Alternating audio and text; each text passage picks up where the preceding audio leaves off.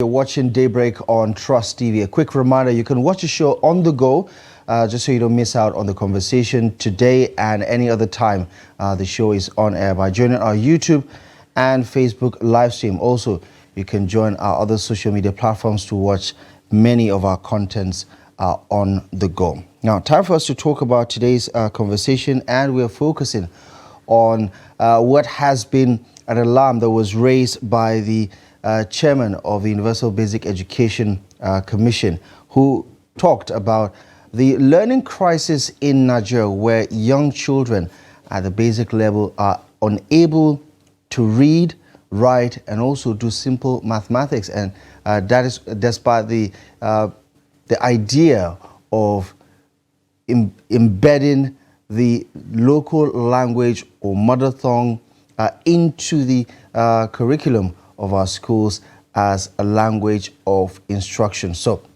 why is that failing? Why is that not enough to make a difference in impacting the lives and the education of the future generations? We'll be joined by some experts who have a thing or two to say about what's going on regarding this particular development. Join us on the program to add value to the conversation. We have virtually joining us from Adamawa, Dr. Agoso Bamai, who is an author, an educationist, a writer, and also a life coach, joining us virtually from Yola via Zoom. Doctor, good morning. Thank you very much for joining us on the program. Also joining us this morning is an international school inspector, an educationist, an author, and psychologist.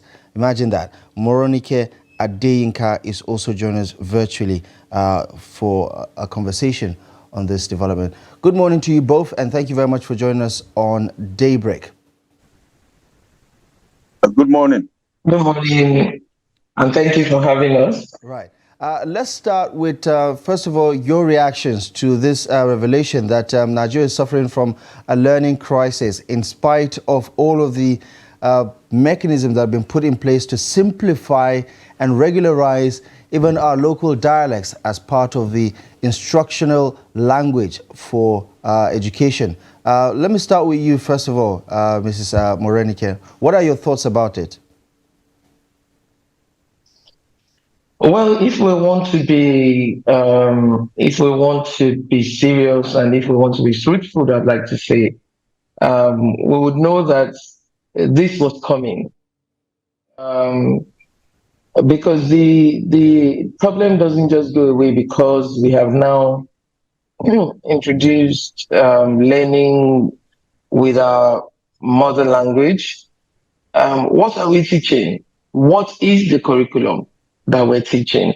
And who are the people teaching this curriculum? Those two things are essential. What we are teaching and who are the people teaching. So yes, are the people teaching qualified to teach? Do they know how and what to teach? And then what are they teaching? Is the curriculum simplified? Is it straightforward? And are the children fully engaged in learning? As you would find, what does the environment look like? I mean, just the other day, the FCC minister merged two classes so that children could, move away from learning under the tree. So we have to look at those three essentially: where they're learning, who's teaching them, and what they're learning. Those three would be able to provide guidance on what we need to do and why we got here. Dr. Aguso, your opening remarks on this conversation, and especially what Mrs. Morenike has pointed out with regards to who is teaching what are they learning, and where are they providing the education. What should we have done, as a country, as local education authority, to lay the foundation for the kind of results that we expect? Thank you very much. Let me add two things to the three mentioned here. And what I want to add is the environment, is the learning environment conducive for learning across the country? The answer is no. Generally, in most cases, it's no. You have schools that are not fenced in. They are literally like part of the community. People walking through the schools, for their businesses and all that. Lots of distraction. The classrooms are not in good condition. We are serious about the safety and education of our children. We will not allow them to even stay in such classrooms. A lot of schools, they learn under trees and sheds that they can find. And so all those things come together and provide a huge distraction, preventing the children from learning, even where the teachers are good and the curriculum is also good. In the case in Nigeria, the teachers need to be retrained and trained some more, and the curriculum is really not up to par. The other thing I want to add is the learning materials, the learning aids. Are they available? The consumables. You remember, these are children. You don't just stand and talk to them. You need to get them engaged with their hands, with their eyes, and all that. Are the materials there? So these are some of the things, and the answer again is generally no. Right. And as far as this new national alert is concerned, because what apparently the executive secretary of the Universal Basic Education, Dr. Hamid Boboy, is saying is with regards to our performance, we have basic knowledge that students in primary school cannot do. Simple mathematics, they cannot read and they cannot write. And you get a sense that this has been going on for quite some time. We've had several papers, several presentations, several reports that have indicted the quality of public education in this country. First of all, it doesn't come as a surprise to most people who are well aware of the gaps in our education system, from the funding to all of the issues that you both have raised. But do you get a sense that we're beginning to sound like a broken record now, especially if we're hearing from the government, run agencies around what the problems are, because it doesn't appear that there's any solution in sight. I mean, even the whole idea of embedding or using local dialects as part of the instructional language was supposed to be a panacea, so to say, to bridge the gap, because apparently English is a lot more difficult to understand as an instructional language, because some of these students or pupils at the community level are not used to hearing people speak English. And even with that, we're unable to make headway. What do you reckon is the whole approach here? Well, if I might come in here, I want to say that, like you mentioned earlier, we're sounding like a broken record, and it's unfortunate. And it's the same thing, not only with the educational sector, but with virtually every sector in Nigeria. We keep talking about the problems, but we do not take the actions. And there are things that can be done. Private schools in Nigeria have shown that these things can be done. My children attended private primary schools, and before they started, I was in Lagos then. Before they started primary school itself, pre-primary, they could read. I attended a public school, and the truth of the matter is, I got to the secondary school before I could properly read. So, what are the private schools doing that public schools are not doing? We need to look into this. Again, it's an issue of the quality of the teachers. It has to do with the teaching aids and learning aids. It has to do with the environment. It has to do with the commitment of the administration to providing quality at that level, to capturing the attention of the children and keeping it and getting it through.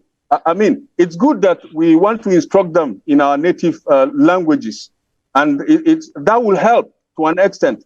But if the quality is not there, the concentration is not there, then of course the local language is not really going to help. And that is what we are seeing. We've introduced learning in mother tongue, but we've not gotten the results we're looking for, because the quality is absent. The materials that are necessary are also absent. Okay. Mrs. Moranica, listening to Dr. Agoso there, I was wondering whether we are just fascinated by the idea, of introducing this mother tongue as something we see as the silver lining. Do you think that we have the right, when it comes to standardization and implementation, do you think we have developed the Yeah. instruments, that would support the delivery of learning in mother tongue? We have not succeeded in doing that with English, which is broadly implemented across board. How much more do you think we can succeed? Is this a wishful thinking, or should we basically just strengthen the language of instruction as we currently have? What exactly agitates your mind when you listen to some of these propositions? Yeah, I would say that it's a good decision we took to teach in the mother language. I mean, that's the child's first language. That's the language of comfort for them. So it's easier for them to learn because it's also the language of the environment. So they would learn easier and faster. If we're taking things in order of priority, I would say that the first thing we and these things are not well, I won't say they're not expensive because they will be on the larger scale. Um, but we can the first thing we would need to do is to develop a standardized curriculum for each level that we're teaching. Even though it's in mother tongue, it has to be structured. It has to scaffold. What a child can learn at 3 years is different from what he can learn at 4 years. So learning has to scaffold, and then the teachers have to be trained on how to deliver the curriculum and how to improvise. Because just like Doctor was saying, children in the private school start to learn sounds of the English language at about 3 years old. And it is expected that by the time they're 5 or 6, they're very fluent readers.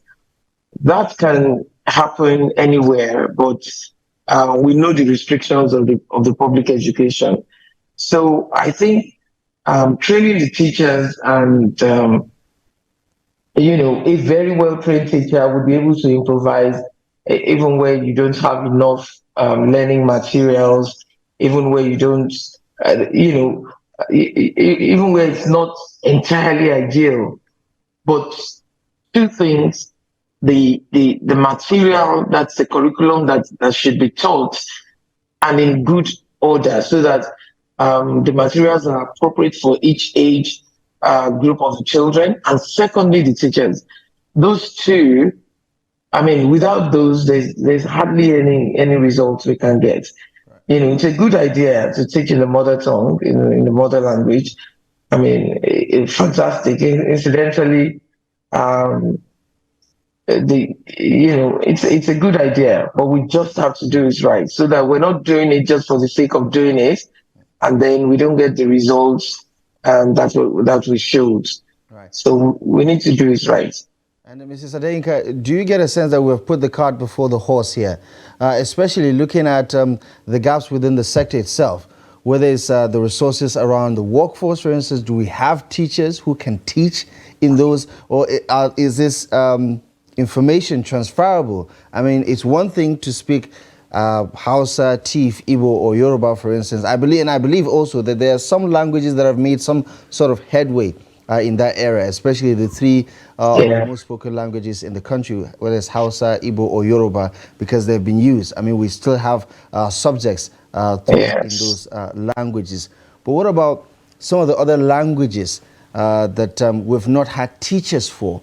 Are these curriculums easily transferable from the English text to local dialects? Do our local dialects have the structure to contain the information, so that we're not just transferring information without necessarily making an impact? What are your thoughts about that? Because you did talk about the scaffolding, the structure that needs to be provided. From your assessment, do you think we've done the needful in that area before? Yes, we did put the cart implementing this? before the horse. Definitely, we did put the cart before the horse. We weren't quite ready I mean, as with many other things that we do, we just, oh, this is a good idea, and then we just do it.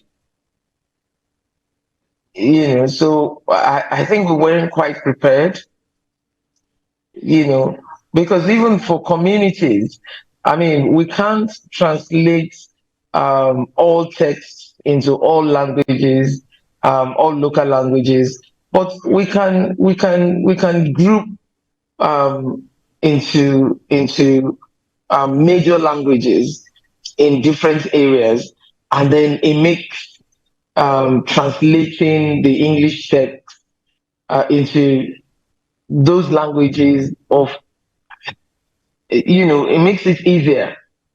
Definitely we would not, if we're looking at each individual area. I mean, we probably have about 200 and over 200 languages in Nigeria. We can't teach in those languages, but we have to identify languages, because for different groups, you would find that they have a major language that almost everyone understands. Even though I have my own dialect, for instance, we have Yoruba that sort of um, covers like three, four, five states. You know, so we do that, and we do that all over the country, and translate the English text into those major. And if we do that, we probably would have about 15 or 20 languages that we're teaching in. And then we're able to train teachers because it's easier, you know. So it's a lot of planning that did not go into it. A lot of planning didn't go into it. All right, Dr. Agoso, uh, Abdullahi talked about foundational issues, the substructural issues that are basically not there, or that are falling apart over the years, that seem to now impact the superstructure. Basically, we have an educational system as it is that sits on nothing, especially the public education. What can we do going forward, in fixing this substructure, in backtracking? We have seen how poorly, I dare to say very poorly, how the state governments have managed basic education. Whatever is left of public education in Nigeria is probably what is in the hands of the federal government, which is tertiary education, which by my own reckoning, and I'm sure you agree with me, is also struggling to meet global best practice. But what can we do to arrest basic education? Because what we have seen with functional climes is that once you get this basic education right, half the time, over 50% of their populations don't even go ahead to seek tertiary education. They get that basic literacy and numeracy, then they acquire a lifelong skill, and they are good to go. What exactly can we do to fix this problem? Do we just consider we have lost it at that level and leave whatever is left that can be salvaged by private education? What can we do at this level? And we must not give up. I mean, there are several things we can do. One of them is certainly not giving up. We have no choice but to work on fixing education in Nigeria. Like you observed there, basic education is necessary. It's very, very important. I mean, in developed countries, they give emphasis to this because it gives foundation. It gives foundation to their citizens, and the citizens can then go on and build on that foundation. If you get it right at that level, and it covers a majority of the people, then you are laying the groundwork for greatness for your country, for success, for prosperity in all areas of life. Because if you do not get the basic education right, no matter what you do later, it will just be remedial. So what I'm suggesting, and I'm suggesting this based on the statistics on ground. If you look at the number of our children, school-age children that are out of school, you look at the number of street kids that we have, you look at the number of our girls that are not in school, we have an emergency. And for that reason, I suggest strongly that the federal government along with the state governments, should declare an emergency on education. And this is not just, a council declaration where you sit in executive council and just declare, but it should be practical.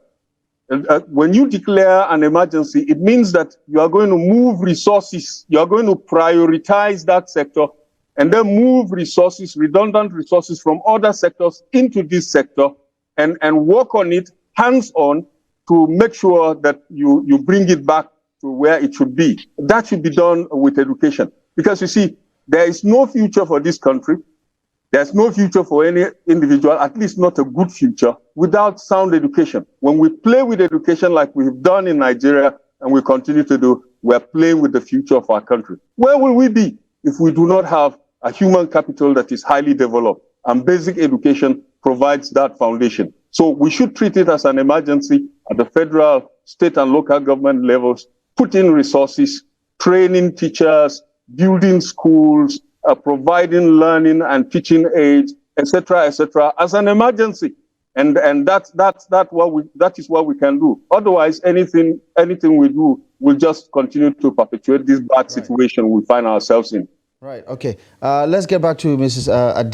Adeyinka, who I believe is has an engagement to attend to in a couple of minutes time. But just before you go, just to piggyback off of what Dr. Agoso just said right now, do you think we're treating this like the crisis that it is, following what the executive secretary of UBEC had to say? Do you think that there is some sort of urgency that the people in power, the stakeholders at both federal and state levels, do you think we're treating this like a crisis? What is your reading of the situation?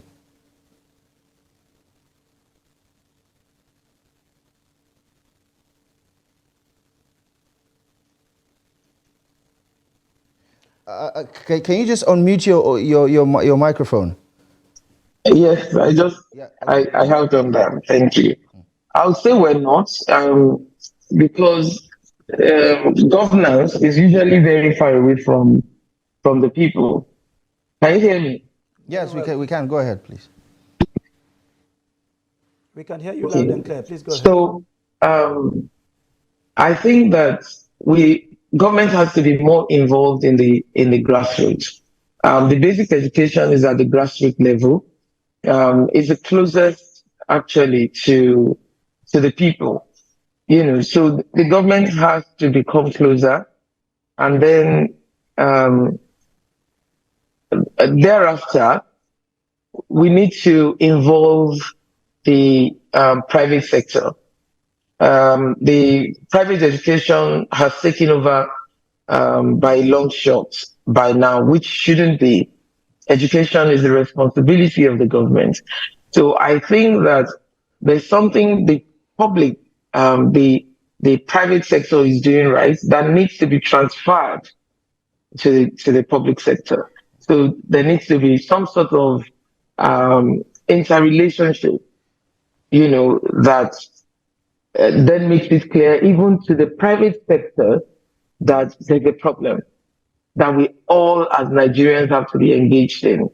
It's not just the problem of the government, it's not just the problem of those areas that are lacking in the basic skills to develop their young children. It's our collective problem, and we have to treat it as such.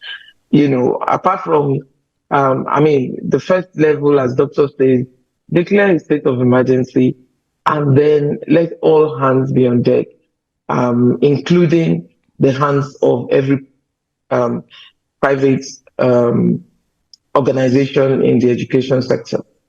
All right, Mrs. Moranike Adeyinka, I want to thank you very much for finding time to join us and share your perspective with us this morning. Thank you. Viewers, we have to let her go to attend to other pressing engagements.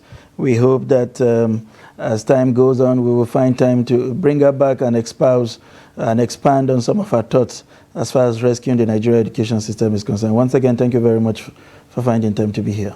Thank you very much for having me. Thank you. Yeah. Thank you. All right, Dr. Agoso, coming back to you, she's talked about an approach, to rescue basic education, and she tinkered with the idea of some kind of handshake between the public and private sector. We talked about declaring an emergency, but how do we go about these emergencies? Like she said, the private sector had since sailed, away from the dock. But how do we partner with the private sector to rescue what is left, of the soul of public education? Do you see a partnership that brings private sector management into public sector resources? Do we trust that we have the expertise within the public sphere or sector, to provide the kind of rescue that we seem to be suggesting in the studio this morning? It's really important that the government, apart from declaring emergency and moving resources, redundant resources in other sector into the educational sector, it's important. It's obvious that the government will have to reach out to the private sector to, get from their experience and bring in experts and really have all those meetings and conferences that will build on the declaration of emergency and make sure that it comes to fruition. Let me tell you a brief story. In my hometown, a Ghanaian came in the 80s, in the early 80s. A Ghanaian lady started a private school, and this private school went ahead to become the standard school in my town. And then she moved back to Ghana and started the school, while the one here in Nigeria continued, but she was not here anymore personally. She was based in Ghana. The Ghanaian government decided to fix public education and worked on that. And when they got to a point where they were sure the quality of public education was at par with private education, they banned private schools. So she had to return to Nigeria. She's back in Nigeria now.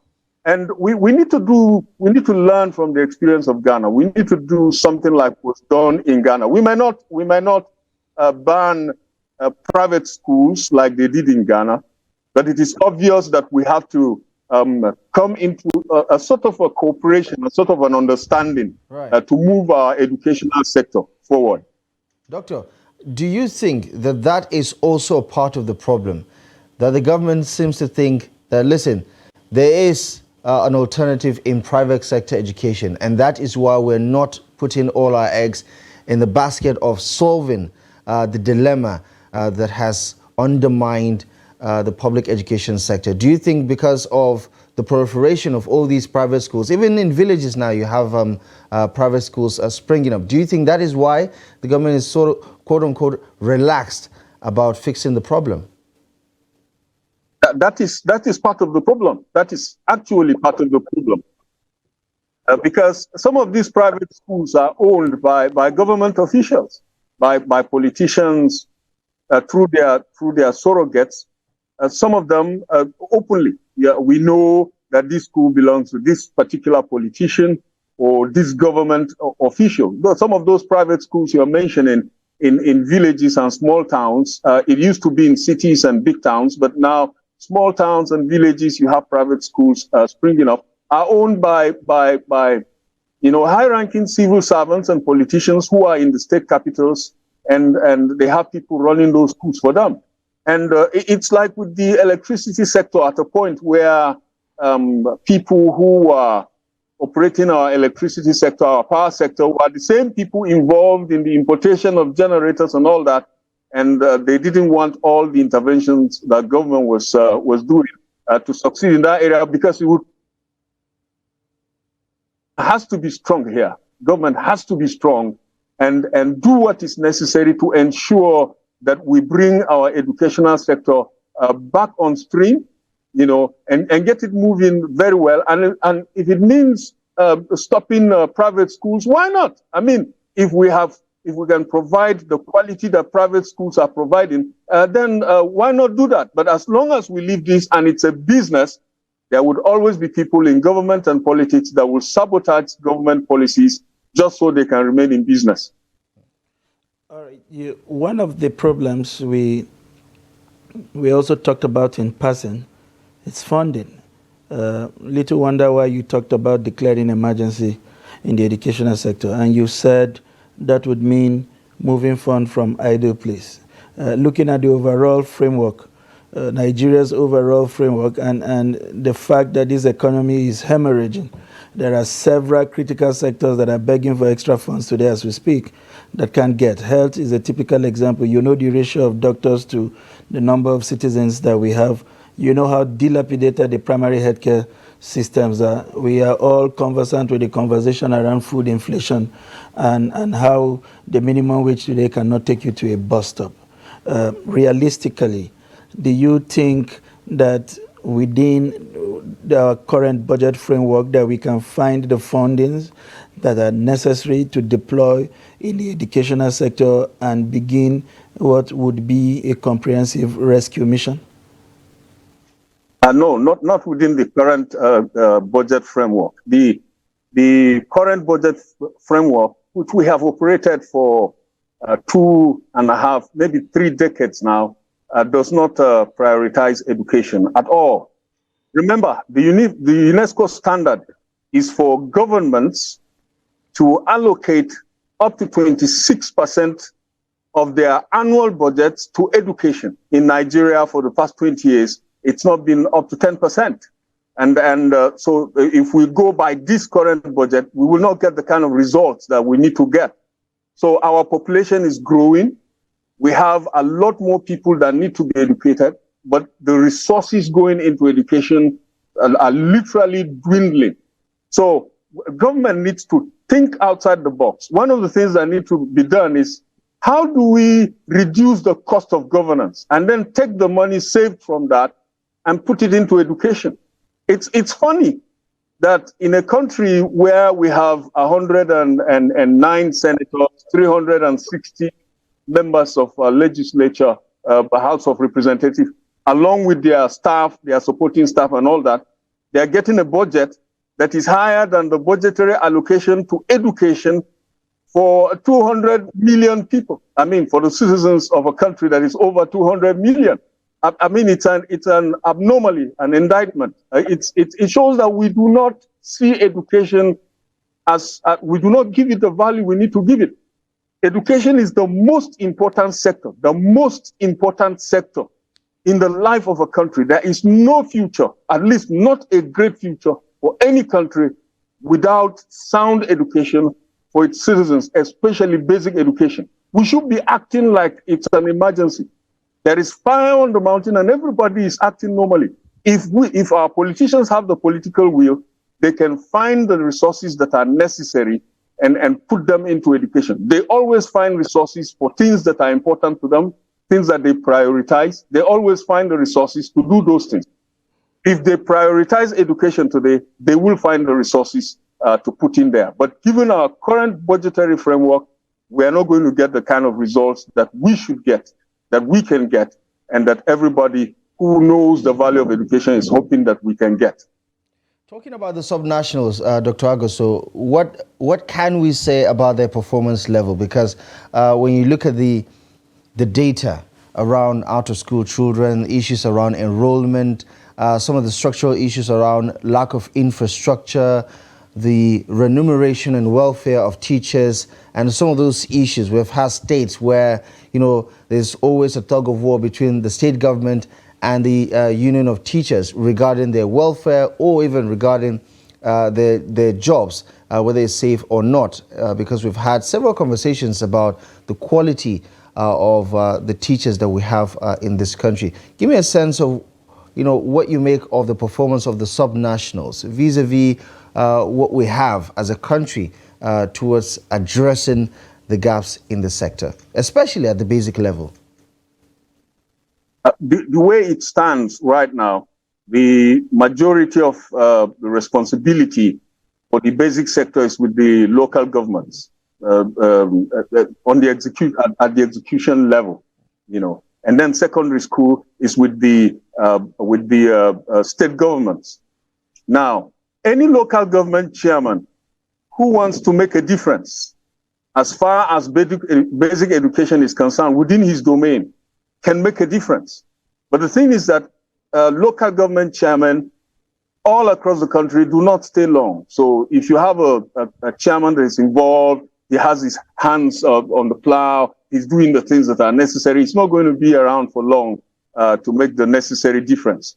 The second problem with local government chairmen is that they are impeded, hampered to a very large extent by the governors, because governors across the country have pocketed local government administration and all that. Forget about the noise they make about local government autonomy. In reality, the local governments are not autonomous. They answer to the governor. They only do, and in a very large extent, only what the governor wants them to do. The other thing is that at the state level, the same thing. If you have a governor that wants to make a difference in secondary school education, he can make a difference. For him, it's a little better. He will be around for 8 years if he wins.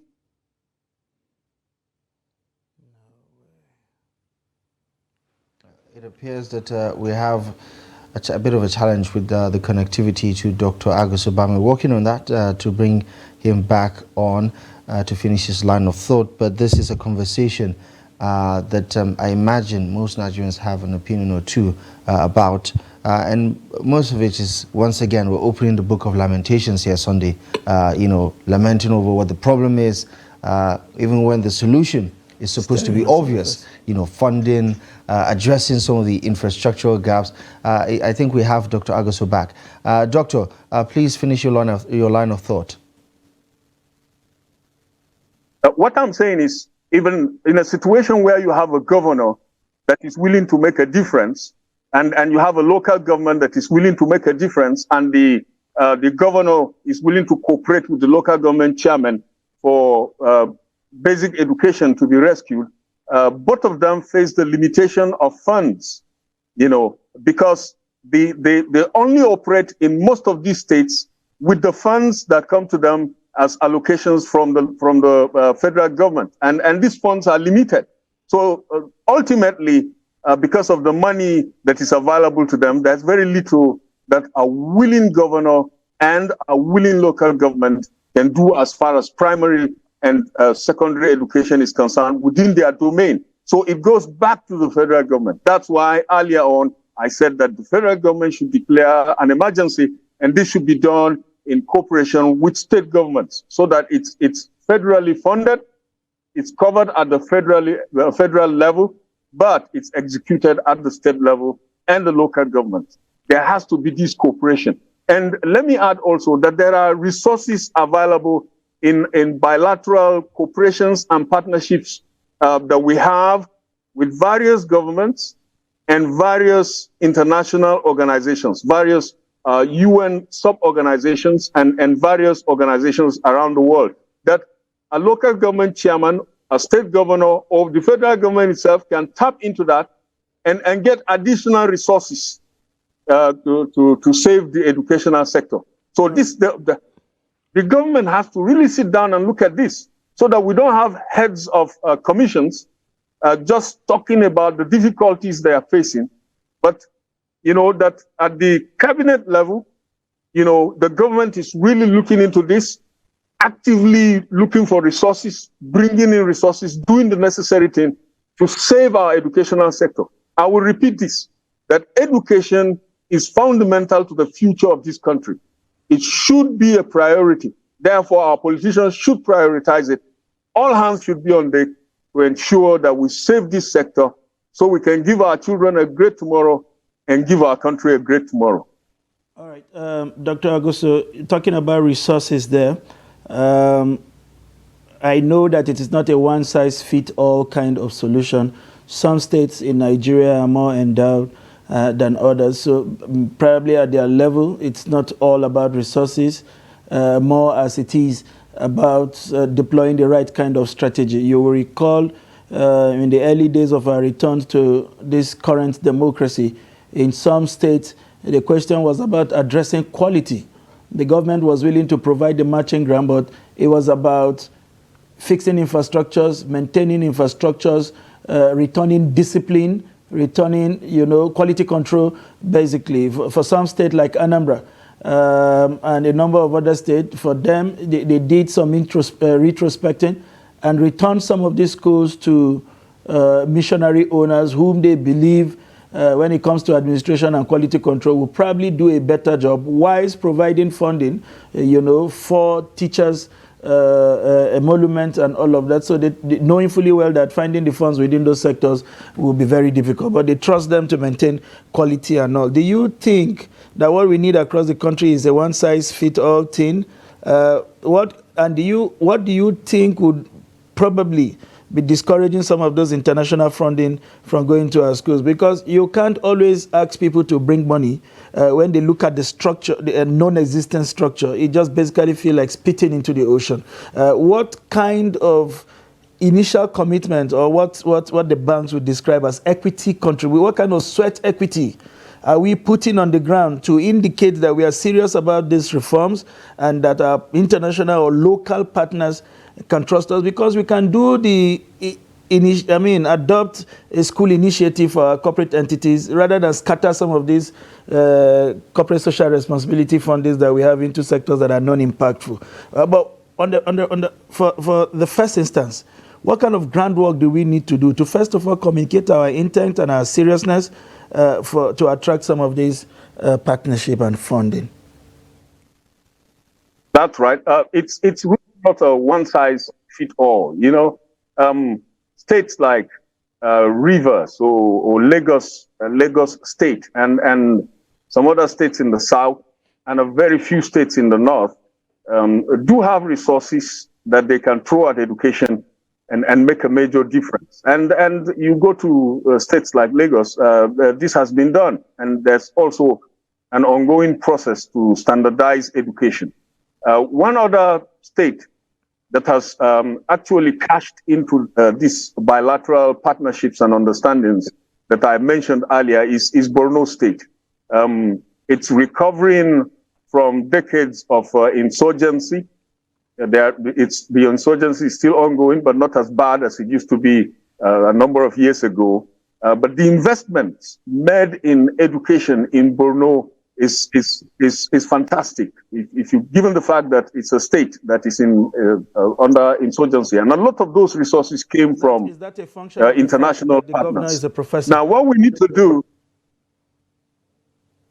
What we need to do actually is to ensure that we deal with corruption, because a lot of our partners will not give resources knowing that those resources will be stolen and personalized.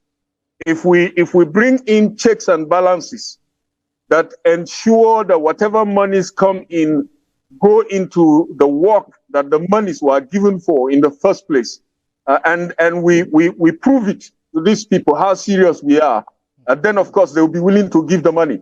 The other thing I need to add is that some of these funds are actually, the state governments have to give a matching grant. They would say we will give such an amount, but the state government would have to give this percentage.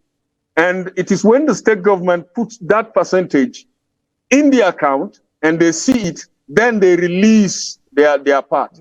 So these are some of the checks and the balances that we're talking about. But you're right, when you observe there, no international partner would like to give money as much as they would love to give the money, knowing fully well that it will be stolen and taken away. But if we have checks and balances in place to ensure that these monies are used for the reason they are given, then they will give it. And if we do a first project with them and they see that it was properly done, then they will be willing to give some more. So monies are there. We just have to think out of the box and be able to raise this money. We can do partnerships with corporate institutions in the country. If we declare an emergency, then we get them on board. We get our banks, our industries, these big companies, oil companies, etc., on board. And they will be willing to give certain percentages as their contribution to revamping education in Nigeria. And as long as it is recognized as a part of their social corporate responsibility. These are things that can be done. But as long as we sit back and just think about them and not attempt them, then it will not be done and we will remain in this sorry state. Right. I think we're in agreement that while there are global partners on education, the partnership seemed to be experiencing some misalignment between what the global partners want as targets, as goals, and what our political leaders have been able to deliver so far. Because, I mean, the scale of the problem continues to widen while the scale of the solution is further shrinking. Dr. Agoso, we're going to have to leave it here for now.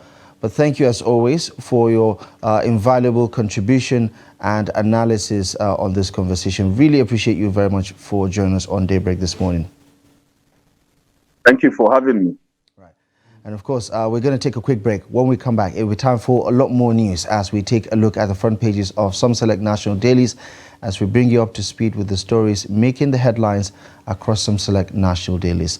Newspaper review is coming up next.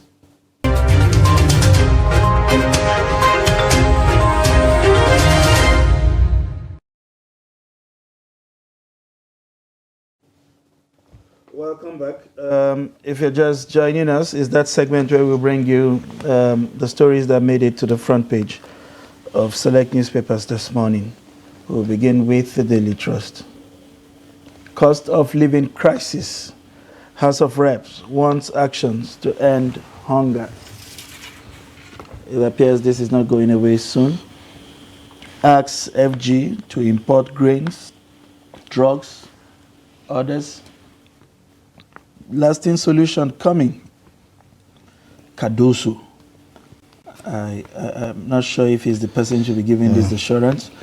Can he guarantee it? Well, if he cannot guarantee the flow of foreign, because he appears to be saying that foreign education, medical tourism, is putting a strain. Well, I partially agree. They also, foreign remittances. So how about that? Because I think sometimes when they talk about these things, you think ordinary Nigerians are the ones who gov those sums. The budgetary provisions by ministries for foreign medical trips and that of the presidency is probably responsible for 50% of that sum. Right. Tame corruption, wasteful spending. This is coming from Northern Elders. Presidential Food Committee meets. I mean, if it's about opening the doors to the reserve, just do it already. Two other stories. Dad accused of defiling 8-month-old daughter reminded. You'll find that story on page 23. This is absurd. Excessive taxation on telcos, counterproductive. And this is coming from the NCC Caesar. Yesterday he was talking about how states, in a bid to raise revenue, come up with all kinds of right-of-way charges. You want to practically kill the existing companies on your domain, and you go in one full breath, you're talking about attracting foreign investment. How well have you treated the bride at home to attract, to make the home, attractive to the one you are trying to win over? Exactly. And then, of course, later today, it will be a showdown between the almighty Nigeria, the Super Eagles, of course, and the Bafana of South Africa. Isn't an option. I guess it can be an outcome, but no pressure to the Super Eagles. We expect them to, make it all the way to the finals. Scare yesterday and bring home the gold. We had some scare yesterday with Osimhen's reported abdominal but just pain. Before the evening, I was really happy. That's some good news. And yesterday, on the front covers, you'll find the commissioned helicopters. They look quite rugged, perhaps, fitting. I hope they'll be put to good use. That's the point, because we don't see the Tucanos anymore. I hope this will not disappear to wherever they are have not cleared to use them domestically, I think, against or we bandits. Don't have the personnel to deploy. We're not sure which one is it, or we are deploying, but there are no coverages around them. Whatever it is, more important to the average Nigerian is that we deploy these things and reduce the rising surge of insurgency. And to other stories, quickly, we have 17 Fed dead in attack on Benue communities. This is gradually expanding. We need to do something very quickly to nip this on the bud. Chakba, FG builds migrant center for Nigerians willing to return from Europe. What does that even mean? I really have no idea. Are Super we expecting Eagles, people to return? Is it to return to some kind of concentration camp I'm not sure what that is intended to achieve. And government to build 6 new cancer centers. That's a good one. Yeah, that's a good one. And that's it on the front page of the Daily Trust. The Punch newspaper is up next, so let's take a look at the front page of the Punch newspaper for today. Tinubu returns, orders emergency meeting on food crisis, and we expect there to be some sort of committee. Again, one of the traditional things, always setting up committees to react to some of these developments. So last year, July, the president announced a state of emergency on food security. Now it's a food crisis committee that would be... Remember that only a couple of days ago, we also had the minimum wage committee. Yeah. A country run by committees, rather inefficiently. In other news, Naira weakens at official market. Banks sell $584 million. I mean, whether it's official or unofficial, I think the Naira is weakening regardless. It's not doing particularly very well. And there is no cheerful news if you're waiting for some sort of good news in that area. More on that on page 18 on the Punch newspaper for today. IOCs withhold fresh investment over 1.3 billion naira debt. Now, is this in connection to the whole forex volatility? Yeah. So if they can't repatriate, they're not going to invest. Why do you have to bring in money? So, for over 14 months, some persons have applied to repatriate dividend, legitimate incomes made from their investments in Nigeria. They applied to get forex to repatriate, then at the rate of 430 naira. Right. Whilst they are still waiting for government to, or rather for the authorities to respond, that official window grew to 700 and then to and it has to reflect the current. And then, yes, so if you were hoping, after doing legitimate business, to repatriate about ₦1 million, as at 14 months ago, that amount is very well less than $500,000. $1 million. So you've lost, just by the actions of government and devaluation, you have lost half of your money. Let's put it this way: we're not improving investor confidence. We're not in any way doing that. We are very big on the discussion around ease of doing business. Yeah, but if they can't take their money back home, I mean, why would they bring it in, right? Because those funds will still be trapped for years. The big story on the front page of the Punch newspaper reads, Nigerians spent $98 billion on foreign trips, education in 10 years, according to the CBN governor. This is all part of the presentation he made at the House of Representatives. It's quite shocking that, we talk about capital flight and all of that. This is just unacceptable. 98 billion naira. The worst part for me is foreign trips. Yeah. The vacations are just one too many. I wonder how much of that is government sponsored though. It's over 50% of it.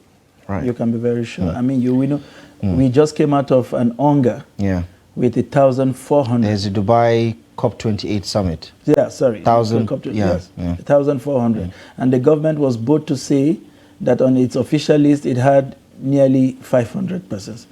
That if you were to send a Boeing 747 to Dubai for that meeting, we would have sent 4 Boeing 747 for a participation we cannot, as we speak, point to an action plan or quite agree. Here are some of the riders. CBN says it can't stabilize exchange rate alone, puts annual food imports at $15 billion. Senate summons Cardoso grills CBN governor Friday over forex crisis, economic challenges. I think the Punch is just trying to be interesting by saying grills, because there is no chance that they're going to be grilled. They would have some sort of back and forth, but it will be nothing close to grilling anybody. The footages we saw felt like a friendly conversation. It's friendly, but the situation is not friendly on the lives of Nigerians. You have the picture there of the unveiling of these new helicopters that will be put to action, and the Vice President there representing President Tinubu, who gave marching orders as federal government vows to end insecurity as Nigerian Air Force unveils attack helicopters. Customs sees 854 million naira vehicles, others in January. And killer kidnappers free slain Kwara monarch's wife. 13 suspects in custody. Dangote will list refinery fertilizer companies according to the Nigeria Stock Exchange. That is it on the front page of the Punch newspaper today. All right, we'll move on to the Vanguard. Protest over high prices, no food shortage in Nigeria, says federal government. Isn't this living in denial? Pleads with millers, major commodity traders to make available what's in their stores. President directs committee to take immediate action to arrest situation. Tinubu returns from private visit to France. To other stories, petrol queues emerge in Lagos and environs. Not again. That's not a good story. Not again. Stabilizing Naira, tax for all Nigerians. This is coming from Cardoso. And it's going to be a very tough game against Nigeria. It's coming from Tove. And it tells us that Osimhen is now fit to play. Police nab suspected Nigerian kingpin over Ekiti Kwara killings. What has happened in Ekiti, it's to say the least, very deplorable. I hope that someone is the last is in his 80s and he's a kingpin. It's I don't know what to make of it. You are practically at the departure lodge. You should be reconciling with your maker. No, I mean, but he's probably been doing this for years. Absolutely. But you're still in your 80s and you're an active kingpin? No. Labor protests at NAFDAC over ban on alcoholic beverages and sachet. Edo Guba, respect zoning principle of Baseke or Shomele, told. So who is breaking the principle? I mean, the agreements, though. Insecurity. Tinubu orders security agencies to curb criminal activities. And so these are the kind of statements I find very difficult to understand. If the security agencies exist for this sole purpose, what does a fresh order do, really? Is it, do they need those promptings to swing to action? I mean, or is it just to create the event is ceremonial, so they have to say something. Or a sense of motion without movement in the psyche of Nigerians? Our in-house analyst, who has got several years in defense reporting, would probably give us an idea. I can assure you that he's in the studio, and nobody is missing today. Kogi tackles EFCC over 60 or 80 billion fraud charges against ex-Governor Bello. I mean, if they're telling you that your money is missing and they can bring it back, why do you want to kick against that conversation? Well, I think that relationship is frosty at best between the EFCC and the former Kogi State Governor. Interesting. And that's it on the front page of the Vanguard newspaper. Like I said, nobody is missing today. Nobody intends to go missing. You mean the whole team is yes, here? Whoever was here. Someone was missing last week. Someone went on an errand. Right. Rightly so, we are back in the studio. We have joining us this morning, former Director of News, Voice of Nigeria, Mr. Ben Sherman. It's a pleasure to have you join us. I was almost going to share the same color of clothing with you. Yes, and let me also welcome you. For 2 weeks, you are now quick at telling people nobody is absent today. I was only taking in the footstep of your president. I went for a private visit. Oh, Abdullahi knows about that. No, I thought every Nigerian should be entitled to it. And usually when you throw the hat in the ring, you were declared wanted last week. Okay. Good morning, Mr. Ben Sherman. Thank you very much for stopping by. Morning, the team. The papers this morning, it's protest over food crisis, high food prices by the Vanguard in the Daily Trust. It's about the House of Rep, diving into that conversation and asking the federal government to import grains and drugs, because these are basically the parts that hurts the most. Basic malaria drugs you used to pay 8,400 naira for today goes for about 11,000. I bought a cough syrup for about 15,000. I was shocked to my marrows, but I had to do it. I needed to save the life of my son. What do you make of these pockets of protests that are beginning to erupt across our cities?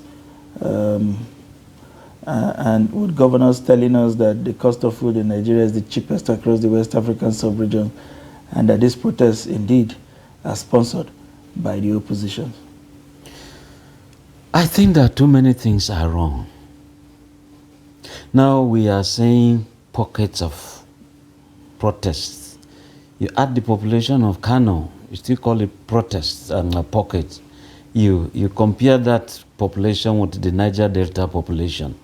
You see that it's not pockets. You look at Niger State, I think the largest state so far, the biggest in the country, I stand to be corrected. Now, for a governor to wake up to say we have the cheapest when it comes to West Africa, should we be comparing ourselves with West African countries? Or we should look at some countries that have stabilized in terms of food supply.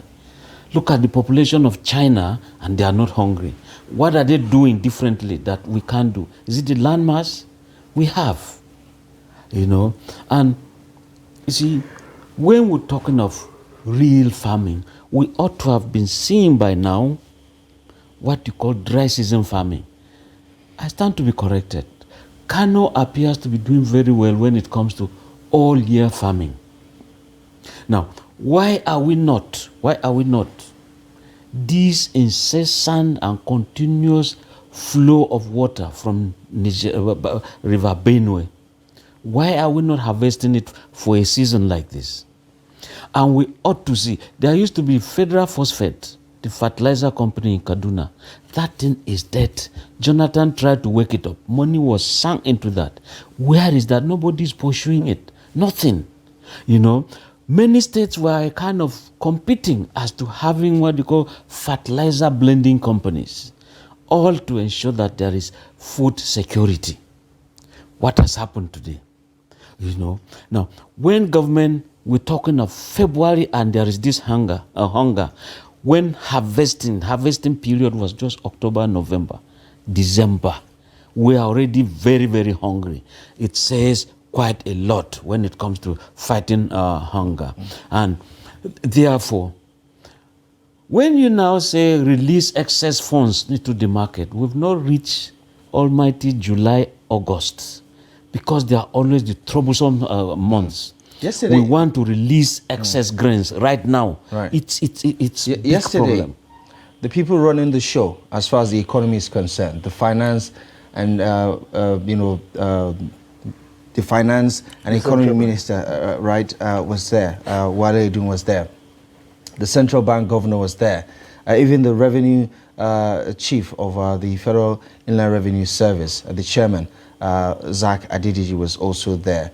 The Minister for Budget and National Planning was at the House of Representatives. I don't know whether you got a chance to read some of their thoughts, but were you convinced, were you inspired by their reassurances that, listen, it will all be over soon and all this pain will be worth it at the end of the day?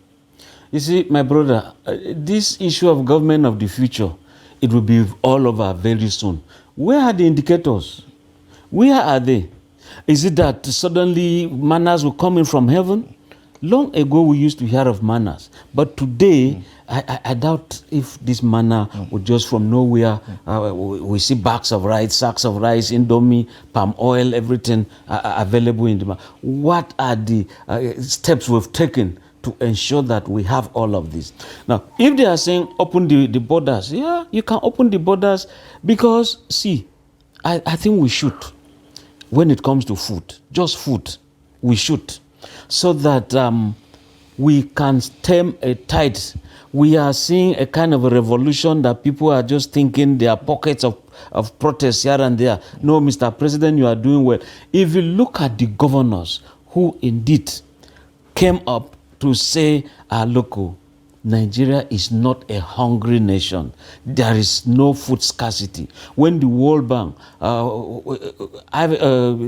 World Food Organization, all of them, they've said that there is hunger in Nigeria, not just Nigeria, many African countries. But we are here living in denial. When, see, try go to the market as soon as you go buy, usually they sell in yams 555 a kind of, just buy 5. Somebody, a mother will come with a baby running nose, you see them so emaciated. Can we have just one? You know, that kind of a thing. You buy rice, you buy this. Some people are saying, can we just have, whether it's just one carnation milk kind of just major 1 and 2. So when we say there is no hunger, see, stay somewhere and look at the dustbins. How many people are people not picking from dustbins? They are. If you want footages, I give you. And so we should not just be saying that there is no hunger. There is hunger. We should not live in this denial. What steps should be taken? They are very, very critical. What are your expectations? Yeah, what are your expectations regarding what will happen today? Because we understand the president is trying to take the proverbial bull by the horn by setting up this committee that would hopefully work on flooding the markets with grains, which will hopefully, I think by design, crash the price of grain so that at least Nigerians can afford it with the little money they have in their pockets. You see, I am an optimist. I am an optimist, very incurable. But sometimes when it looks like there is this big problem, like they say in Nigeria, if you want to hide a problem, organize a conference. You get the solution, then everybody goes home. You know, collect night allowances. Okay, here you are. The president is going to meet with key officers, and we expect that solution will just come immediately. I still see that it could come, but for the future. But how far will that future be is the issue. If it is necessary, just release these grains. But unfortunately, again, the borders with Niger is closed. You know, we only have that of Benin. So how, and Benin already has opened its own with Niger. And so, which follows that even when ECOWAS is saying we're going to hold on to some sanctions, okay, open via Benin. Of course, Niger will also get via. These are all part of some of the calls that the lawmakers were making. I think the protests in Kano, some people were saying open the borders, let's import, let's do things like that, even if it's just for the short term to survive and weather this storm. Do you expect the government to react to some of these calls in a positive way? A sensitive and that is a government that is sensitive and proactive should also listen to those who brought them to power. I mean, there's this social contract. Campaign, we saw that you have the credentials, we voted you in. What do you give me? You give me food security. So if the people are saying, look, the measures you put in place are injurious to us, and we took you there. So the same people are saying, open the borders. So you open them. And when it's you can open just for food. Forget about vehicles. Let's have just for food. And if you're talking of we can import, how do you import from Niger when they are looking for this same thing from Nigeria? So you probably are going to get it from abroad. It does not matter whether it's from Ukraine or from Russia or China or America. Bring these things so that, you know, Bob Marley said it all. You know what happens to a hungry man? Very angry, and his reactions can have some repercussions. So we should not just be blaming opposition. The governors, all of them, check the governor of Kwara State. He came from a very wealthy family. In Kwara State, who, apart from the Sarakis, tell me the family that will challenge the governor's family in terms of wealth or having it. The meaning of capitalism is living in Nigeria. It's only found in Nigeria, where the richest will just always be denying that the masses are not suffering. How many really? Just enter a taxi, wear a face cap. Even though I will not expose him. I saw one of these governors in a face cap, in a small vehicle, driving himself. I was shocked, truly, I did. I was shocked, you know. But can he do that it was in Abuja here. Can you do that in your state? Take a drive, 7 p.m., drive around, get stuck in a traffic jam so that you see the pulse, you know the pulse of the people. You see people who are not just laughing. They are not. And so if you want to test your popularity, try it, let's see. Why are you moving with security men all over the place, siren all over the place? In the midst of hungry people, you want to show power. Everybody must clear away an important fellow is coming. And when you are not giving us security, you are not giving us food, the farmlands are battlegrounds. What are we? See, what does it take? Can Nigeria sit with the herders? Can Nigeria sit with the farmers? Let us not see, farmers have been driven away from their farmlands in the villages, and they are coming to form clusters of criminal hideouts within cities. And here again, see, almost every three months, FCT has what they call crushing of motorcycles. Here in Area 1, you gather them in their hundreds. You now bring caterpillar to roll on them, crush them. You know, I don't know if that's the best way to resolve poverty or fight hunger. I think it's really not the best. Something has to be done. Even the people are also too stubborn too. When they say don't, you feel you must. Therefore, it's like there is no option left for them. All right. Listening to you, one of the things I picked out was that it is time for the government to start listening to those who brought them to power. Voice populi, voice dei is that word. Moving on to other developments, 17 fed fed dead in attacks on Benue communities. These problems seem to be unending as it is. Mathematicians will say, statisticians will say, recurring decimal. They're always happening, as if there is no solution. If the thief and the Fulani man were a kind of jolly good fellows, each time they met those days, everyone would want to outsmart the other with some jokes, and you could see some friendship kind of a thing. Today, they are on each other's jugular vein. Why should it be? And it still boils down to what you call the food insecurity. If Benue State prizes itself or tax itself as the food basket of the nation, and if you go to Zakibiam areas and you see heaps and heaps of yams as high as, in fact, you are from Benue, you know better. You know, these things are no longer there. Why? Because of this kind of insecurity. Why should we be known when it comes to indices against hunger, indices when you're talking of insecurity, indices when it comes to female genital mutilation, indices, terrorism? They'll just say Nigeria is there. Why? What is happening? In the midst of where everyone claims to be so religious.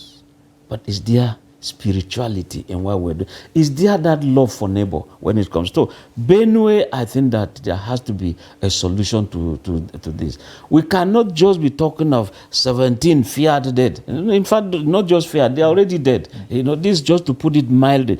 Tell me the page of any newspaper today that you don't see something terrible happening.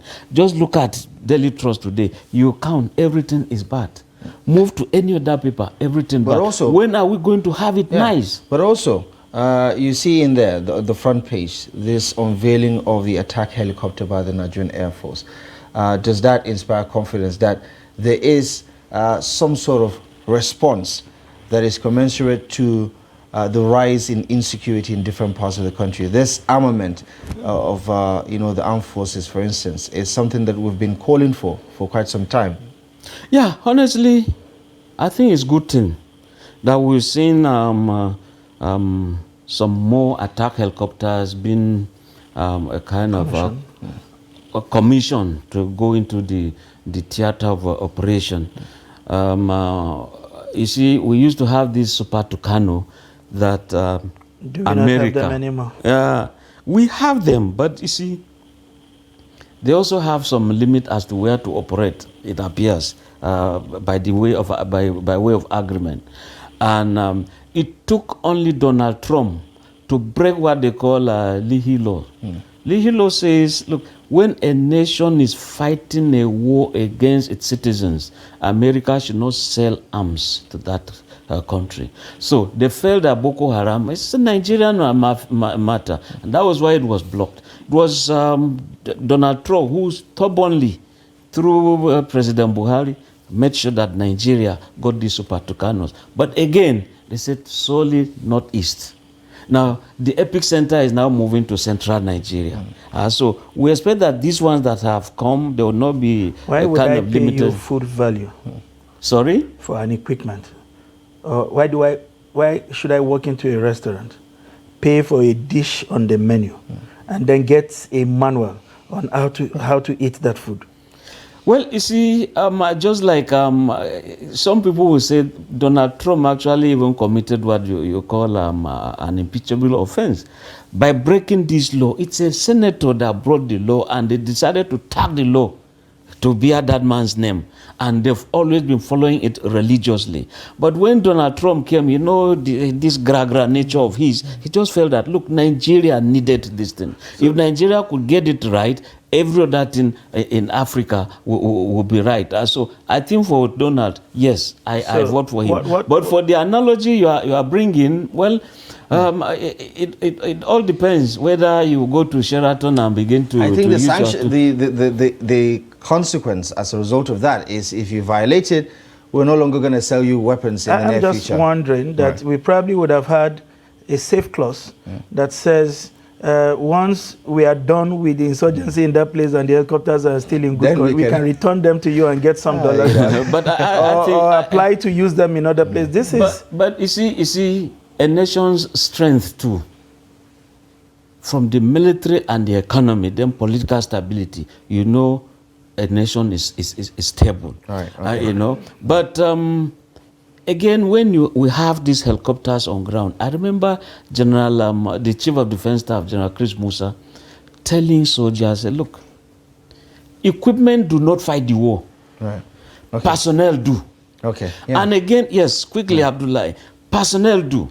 And at a point, he drew a caution, commanding officers, please ensure that there is no fatigue when it comes to your personnel. Some people will go on break. You always identify some people who will always never go on break as if it is punishment. At that point, you begin to have a lull. It begins to go down. And when you have military intervening in low-intensity conflict like this, it's supposed to be for a short period. Now it has become how many years now? I wish we have the time to continue to take this intervention. When you delve into the military realm, then you would have ignited something in Ben Shaman that never ceases.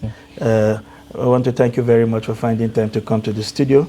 I hope the right authorities are listening and that they can get some counsel, even for people like you who have reported that sector for the better part of your life. Thank you for having me. Thank you very much, viewers at home. I'm afraid this is where we will have to anchor the conversation for today. We'll be back tomorrow to bring you more interesting conversation on the state of the economy. I'm Sunday Michael Ogu. Let's do this again. My name is Abdullah Ahmed. Thank you very much for your time and company. 360 Sports is coming up next at the top of the hour. Good morning.